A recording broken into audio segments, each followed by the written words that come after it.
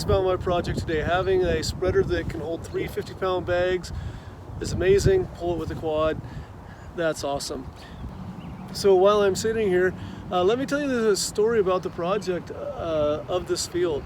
So we're here at the Promise Church, and we have the 20 acres, and this is old pasture land, and it's just been straw stubble for years and years and years. And the kids, especially the youth group, wants to come out here and play and do things, and it was just miserable. And I'm going to jump ahead to the end of the story here for a second.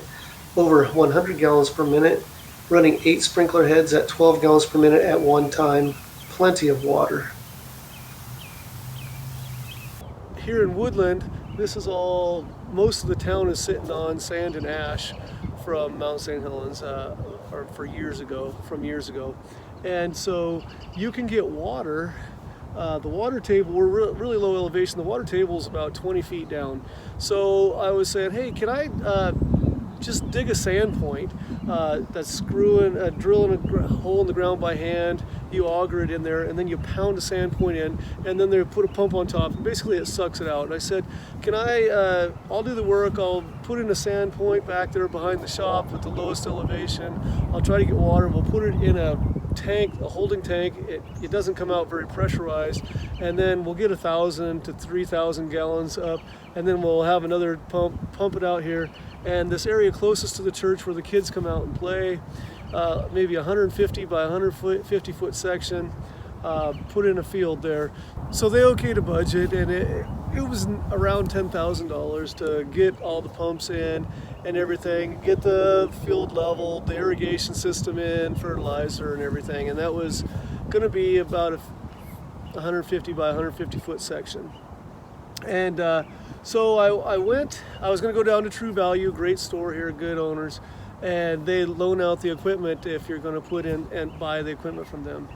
But anyway, we went to the Donalds, and they've put in several sand points on their farm. So I asked them, what are we going to, what can you do? And he recommended, go talk to the Pittners about this. They got this new sand point that might be better. So I talked to Pittners, and that was a divine appointment because I was going to buy a sand point and put it in and maybe get 12 to 15 gallons per minute and not pressurized. And Pittner Drilling said, so what are you trying to do? And I said, well, I'm putting in a field at the church for the church and the community because we've opened this up to the community. He said, well, you need to put in a well. He goes, let me see what you're doing. And overnight he said, I'll probably help you out on some of the price on that. And then by the next morning, he came out and looked at what we're trying to do. And he said, I'll drill the well for you. And you got to pay for the pump and putting that in.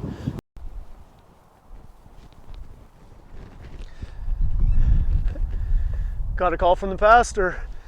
I got sidetracked there, so let's see if I can remember where I was at on this story. So anyway, we go to Pittner, and he says, well, maybe I'll help you out. So anyway, he drills the well. We were going to go from 15 gallons per minute, maybe that's not very pressurized. He gets a well that's over 100 gallons per minute, has pressure to send it all the way across the field. So all of a sudden we've got all this water, and I have another friend in the church that's a landscaper and has access to good pricing on plumbing materials and irrigation materials. And he just says, let's go for it. Let's put in a whole football field, a soccer field, and then the bowl, and do a lot more. So we have the equivalent of almost 2 full football fields here if you added up the entire space of yards. And he said, are you willing to put some money in? I said, yeah, I'll put some money. He goes, so am I. So will I, even if we go beyond the budget. But then anyway, a few other people donated money. I paid for some. My friend paid for some. The church saw what was happening and okayed a bigger budget. But anyway, we put the well in. We got the ground worked up. The Donalds sent their farm equipment down here to plow it up. I spent hours and hours, along with some other people, digging ditches. Another friend loaned a trencher. And it's just basically the community of the church came together, some other friends in the community donating time and energy. And we got this entire field well, irrigation system, seed, tilled up, for about $14,000. And the guy that is in the landscaping business said this is a $100,000 job, but we got it done. There wasn't well, it's not that it was without sacrifice. I remember just getting up and getting out here at sunlight before work, working as much as I can, going to work, coming out here, working till it's dark again, and just going, and trying, before the water was in, trying to beat the fall rains to get the seed in. And I just remember there's just not enough hours in the day to get this done. And then a few guys would show up from church. They don't think they did a whole lot, but if 3 guys show up for 5 hours, that's 15 hours worth of work. Basically, that's more than another full day that me doing it by myself, and just push us forward and energize it. And so since then, it's just been an awesome blessing for the youth group, the church at large, the community. Our school district, the Woodland community area, has about 10,000 residents, but in the summer, this was the only green pass of grass open to the community. The schools don't water their grass in the summer. A lot of areas that are fenced off. The big park down by Horseshoe does not water in the summer, and with the sandy soil, everything just goes brown. But we have a good amount of water, and we have more than the length of a full football field out here, and it just is a joy for me to come by and just see kids and families out here playing and having a place to throw frisbees, kick soccer balls, play football, baseball, whatever.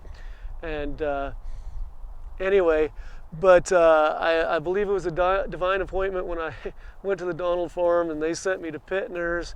And if I hadn't been trying to get their Sandpoint that was a little bit different, he wouldn't have donated the well, which just changed everything.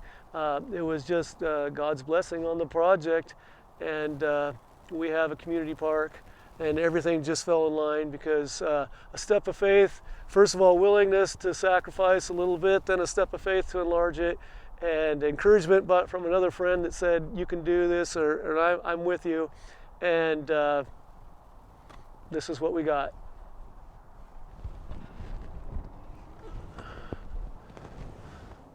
That's Brian at the table there, my friend and neighbor who owns Sticks Custom Bandsaw Milling.